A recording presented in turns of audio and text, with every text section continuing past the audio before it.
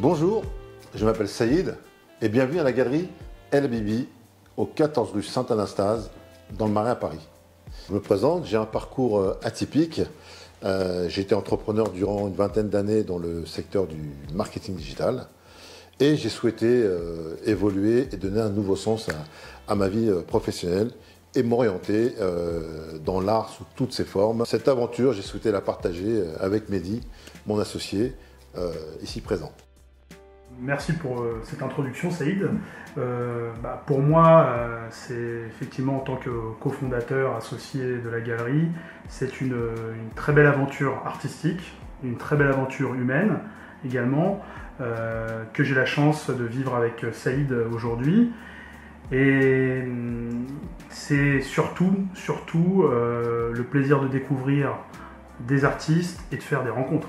Tout a démarré par une rencontre lors d'un déplacement en Allemagne, à Stuttgart, où j'ai eu la chance de rencontrer la famille d'un artiste peintre très connu, dit PB Paul Bader, où là j'ai découvert toute une œuvre de son travail qui m'a vraiment impressionné, et c'est ce qui m'a donné une envie de lancer et d'ouvrir ma première galerie ici à Paris dans le Marais.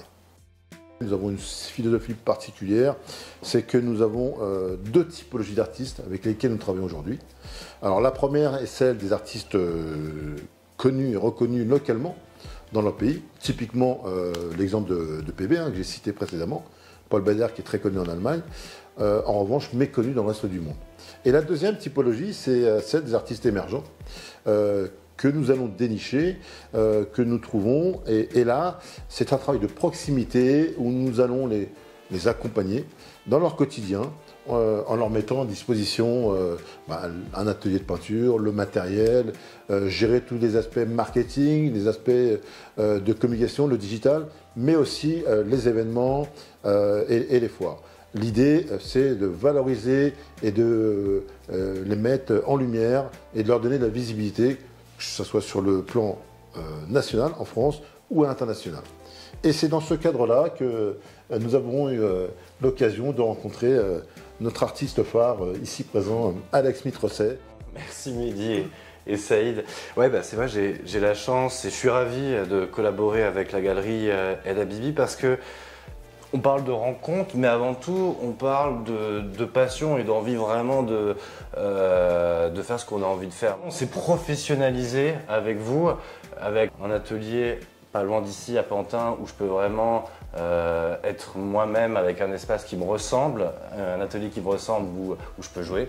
Et aujourd'hui, je suis particulièrement heureux avec Saïd et Mehdi de présenter ce travail qui s'intitule Icône, une exposition que vous pouvez voir à la galerie jusqu'au 11 mai.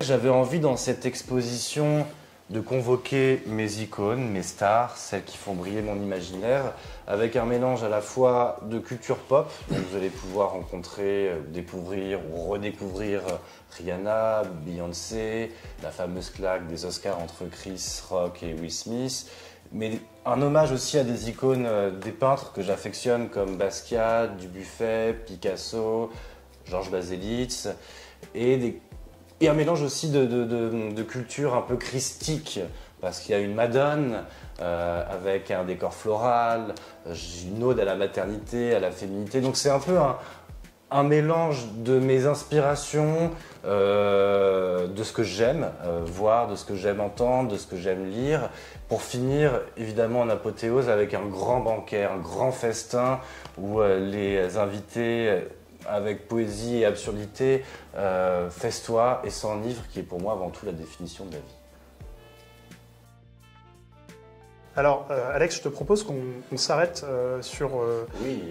cette pièce maîtresse selon moi. Banquet, effectivement, voilà. Ouais. J'aimerais bien que tu nous dises rapidement quelles sont un peu tes influences. Pourquoi ce tableau? Alors ce tableau, c'est drôle, c'est la dernière production de l'exposition Icône, et dans ce tableau, j'avais envie de présenter 3 références.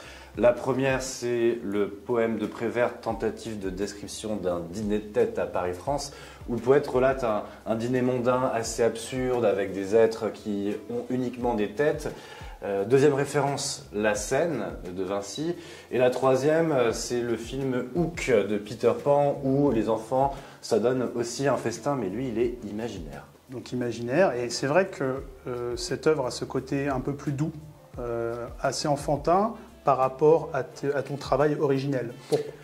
Ouais, c'est vrai. Bah, à la base, ce sont des portraits souvent durs, des êtres qui ont été burinés par la vie, et j'avais envie de rapporter un peu de douceur, notamment avec ce joyeux festin, avec les couleurs et l'évolution de mon travail, notamment par le collage.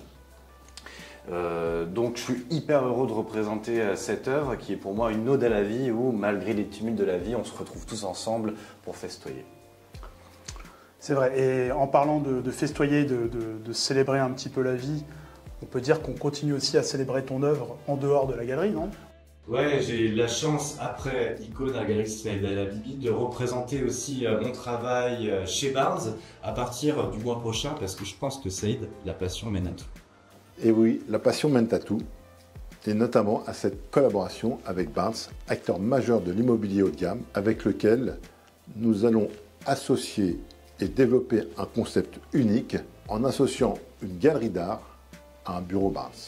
Et nous avons le plaisir d'inaugurer cette première collaboration avec Barnes le 16 mai, rue du Faubourg Saint-Honoré à Paris, où nous aurons l'occasion de célébrer nos artistes. Nous vous attendons nombreux pour cet événement.